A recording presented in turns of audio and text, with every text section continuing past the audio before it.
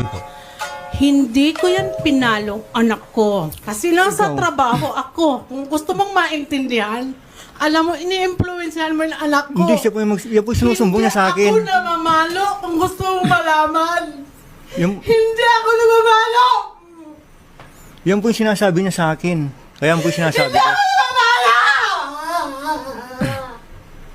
Yan po yung sinabi niya. Ayan po yung nasugat niya. Oh. Hindi ko yung pinalayas na kaya sinasabi niyo doon. Binigyan Sa daw. kapatid mo sa Laguna. Kung matino ka man lalaki, bakit mo yan isinama? Nung linggo na umalis, tapos sinatin mo daw sa kapatid mo sa Laguna. Ano bang klaseng ang tao? Makinig po. Ha? Makikinig ako sa'yo? Magsasalita po Ano ako. gusto mo sabihin? Ako ang mapasama dito! Ah! Magsasalita Alam mo, po Ako lahat ang masama! Ikaw ang mabuti! Ha? Sa lagay na yan, ikaw ang mabuti! Ah! Bigyan ng tubig si nanay. Alam mo sir, pwede ka makulong dito. Ako ang masama!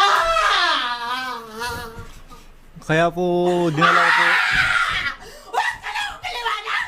Ah! Ikaw ang mabuti! Ha? Ako ang masama! Ako ang masama! Eh?